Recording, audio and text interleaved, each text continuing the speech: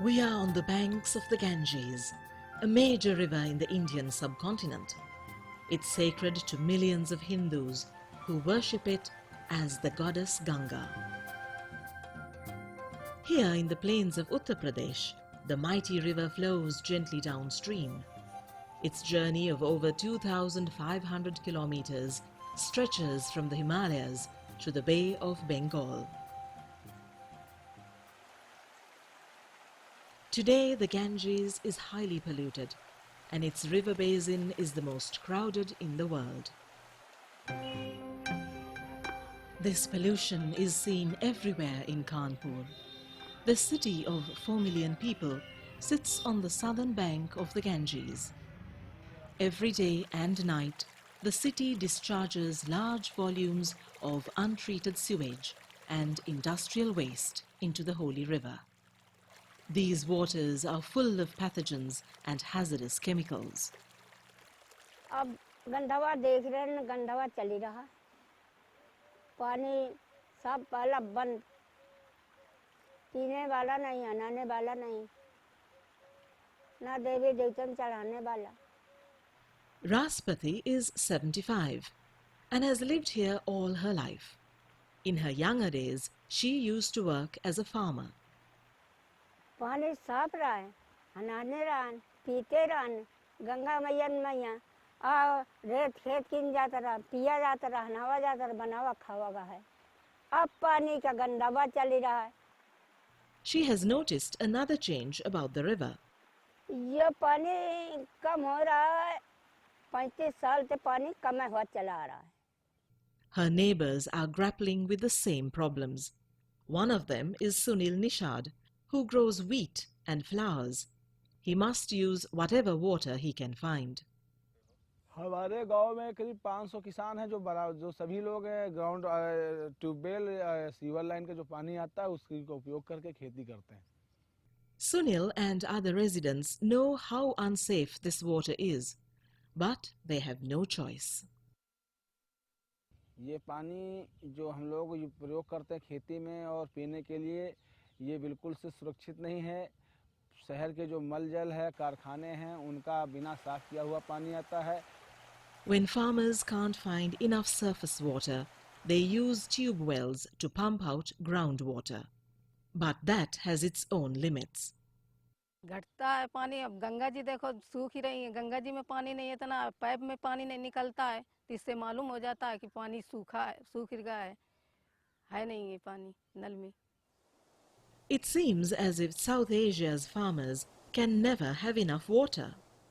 In South Asia, about 95% of the water is used for agriculture sector, which is higher than world average of 70%, and which is much higher than the average of industrialized countries.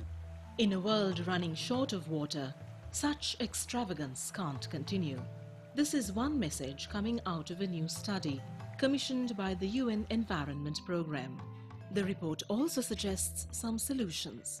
High yielding varieties, improving the irrigation water management, technological interventions which can bring or improve the water use efficiencies, and also producing high value crops, for example, would increase the productivity in economic terms. South Asia is home to over 1,500 million people, a quarter of the world population. But it has only 1/20th of its freshwater resources, and even that water isn't often available where or when it's most needed. This poses huge challenges for managing water resources. It's made harder by widespread poverty. In South Asia, we have about 500 million people living $1 a day. So to them, accessibility to fresh water is survival issues. The UNEP study assessed the vulnerability of water resources in 3 South Asian river basins, those of the Ganges Brahmaputra Meghna river complex, the Indus River and the Helmand River. All three rivers flow across national borders. It found that millions of people already face increasing water scarcities because of growing human numbers, economic activity and pollution. And now, climate change is set to make matters worse. Many rivers flowing across the Indian subcontinent originate in the Himalayas, which serves as Asia's water tower. But the climate there is changing fast. Due to rising temperatures, the Himalayan glaciers are melting. But if there is no glaciers in Himalaya, then what will happen? There will be no water flowing from the Himalaya, not only in the summer, but winter and throughout the year. That will have a great impact on the rivers in South Asia, Asian countries. Meanwhile, some glacial lakes in the Himalayas are swelling fast. Their natural banks of rock and soil can breach under the growing pressure and weight of water.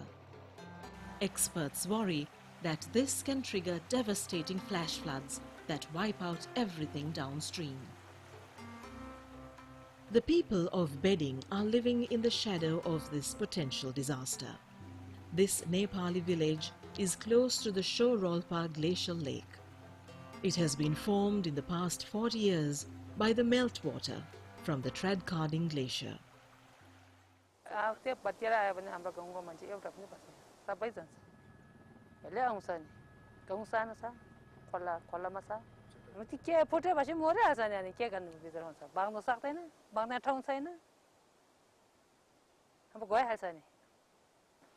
मैले मेरो उमेर 12-13 वर्ष उमेर हुँदाखेरि सानै थियो अहिले बढेर धेरै ठुलो भयो पहिलेको तुलनामा त्यस्तै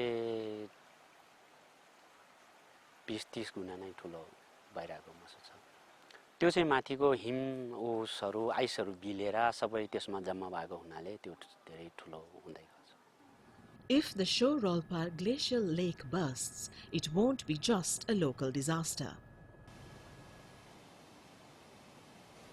अब हामी मात्रै बज्ने भन्दा पनि त्यो ताल फुट्यो भने या तामाकोसी लगायत वहाँ इन्डिया बिहारसम्म क्षति गर्छ भने हामीलाई त्यो सँग छ Rivers flow across borders in good times and bad. To better manage these waters, the UNEP study recommends an integrated river basin approach. What we need is a mix of policy interventions and development in the sense that we can address these issues which are coming up. South Asia's life-giving waters are reeling under many pressures. There is still a window of opportunity to harness the waters for the region's struggle against poverty. Working together, South Asian countries stand a better chance of coping with these formidable challenges.